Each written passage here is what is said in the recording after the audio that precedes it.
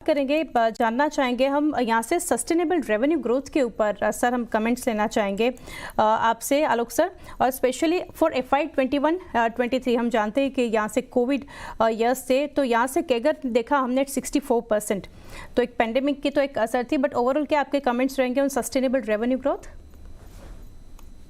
तो देखिए, सबसे पहले मैं आपको ये बताना चाहूंगा कि इक्सिगो जो ग्रोथ ला रही है वो कैसे ला रही है। तो इक्सिगो जो है वो एक कंपनी है जो नेक्स्ट बिलियन यूजर्स, यानी कि हमारे भारत या टियर 2, 3, 4 छोटे शहरों से बहुत सारे यूजर्स को सर्व कर रही है। और जहाँ पे हमने अपनी शुरुआत जो है बिजनेस में एक यूटिलिटी ऐप की तरह करी, जहाँ पे हम फ्लाइट पे कंपैरिजन देते थे और ट्रेन साइड पे हम यूटिलिटी जितने भी इंफॉर्मेशनल यूज केसेस हैं, जैसे PNR स्टेटस प्रेडिक्शन या ट्रेन कहाँ चल रही है, कोच पोजीशन क्या है, यहाँ से शुरुआत हमने करी थी। और करीब करीब एक दशक तक हमने एक भी टिकट नहीं बेचा। 2007 में हमारी शुरुआत हुई थी, 2017 में जाके हमने ट्रेन टिकटिंग स्टार्ट करी, फिर हमने फ्लाइट टिकटिंग 2019 में चालू करी, और बस टिकटिंग अभी बस एक्विजिशन के बाद 2021 में हमने चालू करी। तो जो हमारी ग्रोथ आई है, जो आपको दिख रही है, वो इसलिए आ रही है क्योंकि जो हमारा लार्ज ऑर्गेनिक यूजर बेस था, जो हमने एक दशक में बिल्ड किया था, उसके बाद जैसे ही हम OTA बने, हमारी टिकटिंग वहां से ग्रोथ चालू हो गई, क्योंकि जो हमारे यूजर थे उन पे उनको बड़ा ट्रस्ट बिल्ड हो चुका था हमारे ब्रांड पे। तो अगर आप ग्रोथ देखना चाहते हैं तो इस तरह से देखिए कि FY 20 से FY 23, मतलब प्री कोविड से अगर आप कंपेयर करें FY 23 को, तो हमारी जो ग्रोथ वहां पे आई है वो 350% आई है, 350%। और ये यूनिक है क्योंकि that was the fastest growing OTA pre covid versus FY 23, we were the fastest growing OTA। और उसका रीजन बस यही है क्योंकि हमारा जो मार्केट है वो अलग है। हम जिस अप्रोच से अपनी कंपनी बिल्ड कर रहे हैं वो बहुत अलग है, क्योंकि हम सिर्फ अपने को बुकिंग ऐप नहीं समझते हैं, हम प्लानिंग, बुकिंग, ट्रिप मैनेजमेंट, इन तीनों पे फोकस करते हैं। और ट्रेन और बस में हमारी जो ग्रोथ आई है वो बहुत फिनोमिनल है। फ्लाइट पे ग्रोथ चालू हुई है, होटल्स अभी नया है, दिसंबर से चालू हुआ है, तो अभी यहाँ से आप सोचिए कि हमारी बस शुरुआत हुई है इस कहानी की। डेफिनेटली राजेश जी, आपसे जानना चाहेंगे, हम यहाँ से जो कंपनी है set aside 50 crore for a fresh issues specially for inorganic growth, तो यहाँ पर कैसी अपॉर्चुनिटीज देख रही है कंपनी?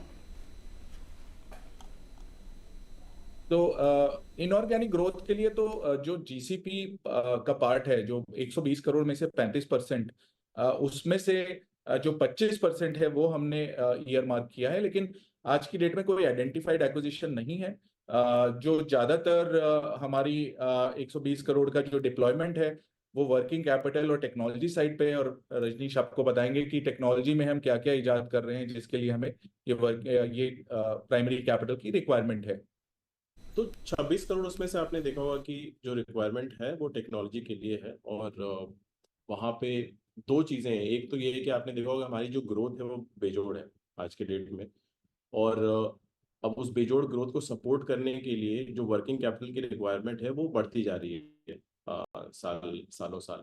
और इसीलिए इस साल हमने उस वर्किंग कैपिटल, आपने देखा होगा कि हर साल इस लास्ट फाइनेंशियल ईयर में ऑलमोस्ट 43 करोड़ लोग, यूनिक लोग हमारे प्लेटफॉर्म पे आए हैं। अब उसको सपोर्ट करने के लिए जो क्लाउड इंफ्रास्ट्रक्चर इन्वेस्टमेंट चाहिए, उस इन्वेस्टमेंट के लिए भी एक हमने कुछ बजट रखा है, और वो वहीं से निकाला जाएगा। दूसरी इंपॉर्टेंट चीज़ ये है कि आपने ये देखा होगा कि हमारी जो कंपनी है वो बहुत कस्टमर सेंट्रिक है। तो हम हमेशा कस्टमर को ना अपने कंपनी के लक्ष्य के बिल्कुल सामने रखते हैं, और सब कुछ वहीं से शुरू होता है हमारे लिए। एंड वही एक रीज़न है कि हम कस्टमर की प्रॉब्लम्स को बहुत पहले ढूंढ लेते हैं और बहुत पहले उनको सॉल्व कर लेते हैं। और ये करने के लिए हम लोगों को नहीं थ्रो करते हैं उस प्रॉब्लम के ऊपर, जबकि हम टेक्नोलॉजी और AI को यूज करते हैं। अब वो AI और टेक्नोलॉजी के यूज केस के लिए भी हमें जो है थोड़ा बजट चाहिए। इसलिए हमने AI मॉडल ट्रेन करने के लिए, या फिर हमारा जो कस्टमर एक्सपीरियंस प्लेटफॉर्म जो हमने बिल्ड किया है, जिससे कि जो हमारा चैटबॉट है जो हमने 2017 में इजाद किया था, वो अब इस लेवल पे पहुंच चुका है कि ऑलमोस्ट 90% लोगों की जो क्वेरीज आती हैं हमारे प्लेटफॉर्म पे, वो हम बिल्कुल ही independently end to end solve कर लेते हैं अपनी टेक्नोलॉजी और AI को यूज करके। तो इन टेक्नोलॉजीज को भी इवॉल्व करने के लिए, वॉइस इनेबल करने के लिए जो हमने अभी बनाया है, उन सब चीज़ों पे भी हमें थोड़ा सा बजट एलोकेट करने की ज़रूरत है। जी डेफिनेटली। अभी सर रेवेन्यू फ्रंट पर आप दोनों में से जो भी शेयर करना चाहें, expected revenue mix going forward आप कैसे देख रहे हो, और साथ ही मैं क्लब करना चाहूँगी कि क्या कंपनी 800 करोड़ के ऊपर रेवेन्यू कर सकती है इन 30 crore profit after tax in FY25? देखिए, फॉरवर्ड लुकिंग तो मैं कोई नंबर यहाँ नहीं शेयर कर पाऊंगा, लेकिन अगर आप हमारा ट्रेंड देखें तो पिछले 2 साल का अगर आप ट्रेंड उठा लें, हमने FY23 में 500 करोड़ के ऊपर रेवेन्यू करी थी, और हमने वहां पे 23 करोड़ से ज्यादा पैट कमाया था। अगर आप 9 महीने का डेटा लें FY24 का, तो हमने वहां पे लगभग उतना, मतलब 497 के आसपास रेवेन्यू कर लिया है, और प्रॉफिट हमारा जो है और बढ़ गया है, क्योंकि ऑपरेटिंग लेवरेज वहां पे आना चालू हो गई है बिजनेस में।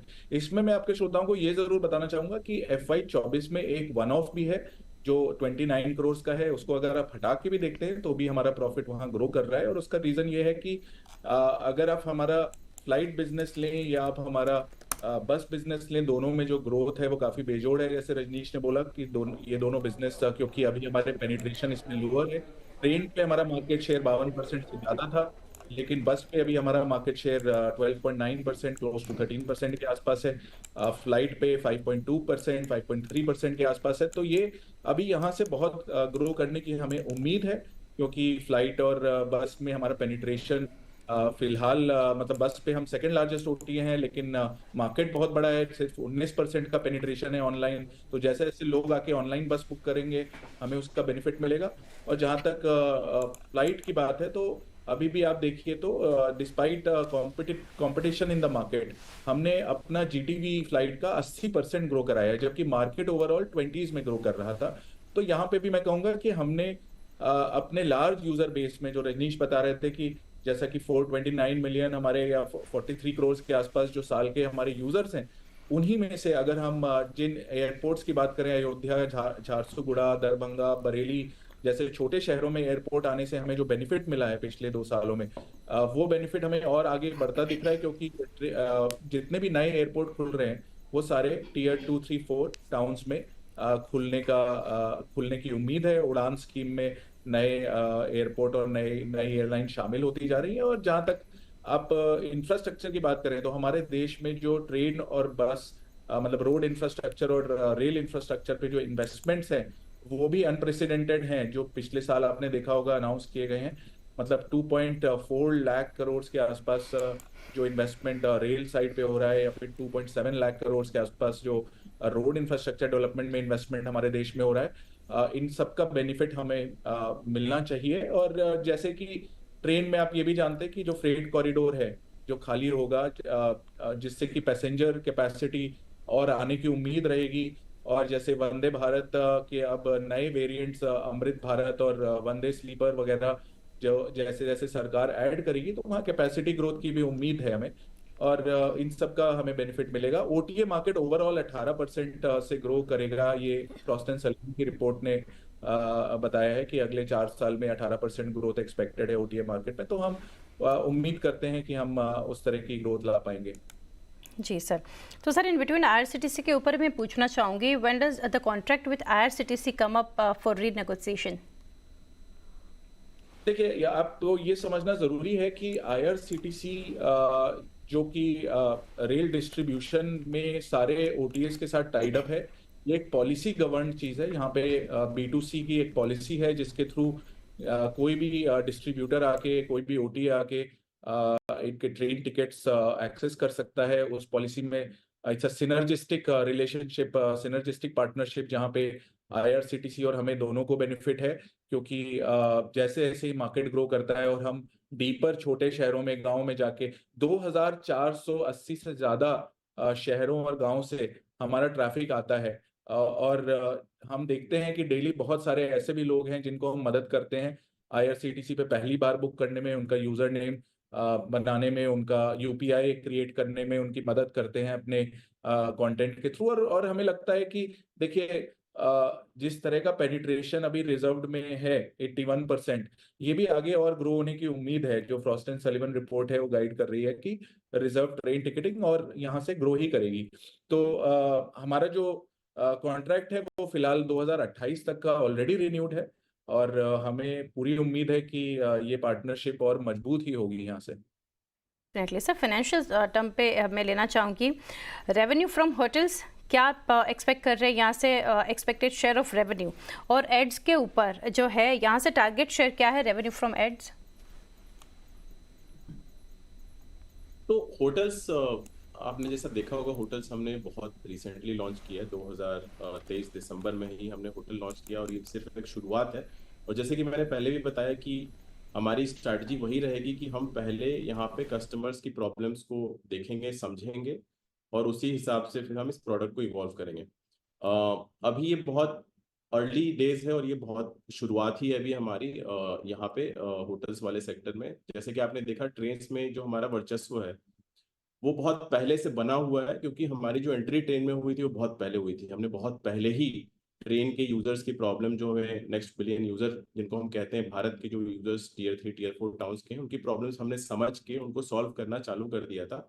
लेकिन जो टिकटिंग और रेवेन्यू ग्रोथ में जो हमारा जो बढ़त आई है वो 2017 से ही आनी शुरू हुई है, बिकॉज 2017 में हमारी पार्टनरशिप शुरू हुई आरसीटीसी।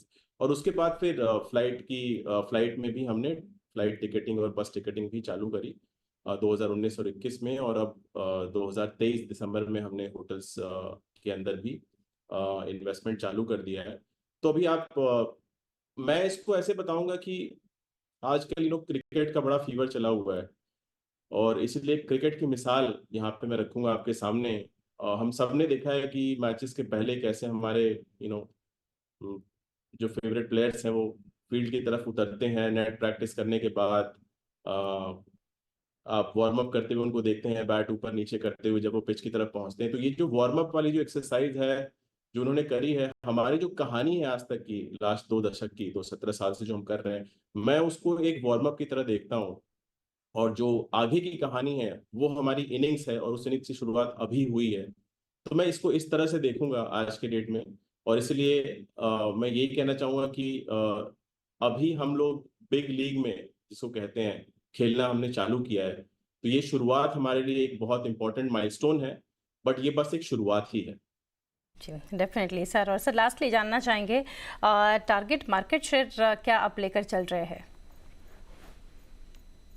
देखिए, हम जिस तरह से सोचते हैं यहाँ पे, हम कस्टमर को सेंटर में बना के उसके जितने भी पेन पॉइंट्स हैं उनको सॉल्व करके पहले हम ये देखते हैं कि क्या हम ऐसा कोई प्रोडक्ट बना रहे हैं या सर्विस दे रहे हैं जिससे कस्टमर को बेनिफिट मिल रहा है। और फिर सेकंड हम सोचते हैं कि क्या इससे हम खुद भी कुछ बेनिफिट कमा सकते हैं। और उसके बाद जो है हम सोचते हैं कि मार्केट शेयर क्या है, क्योंकि मार्केट शेयर से शुरुआत हमारी सोच की कभी नहीं होती है। तो मैं एक एग्जांपल देता हूँ, हमारा एक प्रोडक्ट है ixigo assured. Ixigo assured Covid के दौरान इजाद हुआ, जब लॉकडाउन थे और कुछ नहीं था हमारे पास करने को, जब रेवेन्यू ना के बराबर थी। तो हमने बैठ के सोचा कि इस समय सबसे बड़ी प्रॉब्लम कस्टमर क्या फेस कर रहा है, वो थी कि रिफंड नहीं मिल रहा था, या रिफंड टाइम पे नहीं मिल रहा था। आपको बार बार कॉल करना पड़ रहा था, कॉल उठाने के लिए कोई था नहीं। और उस चक्कर में कस्टमर परेशान हुए बहुत सारे, और कई लोगों का नुकसान भी हुआ। तो हमने सोचा क्यों ना ऐसा प्रोडक्ट बनाया जाए जो आपको फुल रिफंड गारंटी कर दे। चाहे आपने फ्लाइट बुक करी हो, ट्रेन बुक करी हो, बस बुक करी हो इक्सिगो के थ्रू, आपको हम फुल रिफंड देंगे इंस्टेंटली, बिना किसी सवाल पूछे। तो ये प्रोडक्ट से आप देखिए, हमने डिस्क्लोज किया है कि इस तरह के जितने भी हमने प्रोडक्ट लॉन्च किए हैं उसका टोटल जो कंट्रीब्यूशन है as a percentage of transactions, almost 31% transactions पे हम ये इस तरह के वैल्यू एडेड सर्विसेज बेच पा रहे हैं, जिससे कस्टमर का पेन पॉइंट सॉल्व हो रहा है, हमारी रेवेन्यू और मोनेटाइजेशन इंप्रूव हो रही है, हमारी प्रॉफिटेबिलिटी आ रही है। तो ये हमारी जो अप्रोच रहेगी वो ये है कि market share is just a lagging metric. जो लीडिंग मेट्रिक जो हम ट्रैक करते हैं वो ये है कि क्या हम जो बना रहे हैं कस्टमर की रियल प्रॉब्लम उससे सॉल्व हो रही है, पेन पॉइंट सॉल्व हो रहा है। क्योंकि अगर वो हो रहा होगा तो ग्रोथ अपने आप आएगी, ग्रोथ अगर आएगी तो मार्केट शेयर अपने आप बढ़ेगा। जी डेफिनेटली सर, काफ़ी इंटरेस्टिंग डिस्कशन रहा आप लोगों के साथ। Thank you Alok sir, Rajneesh sir, हमारे साथ जुड़ने के लिए, and best wishes for IPO and listing. Thank you sir.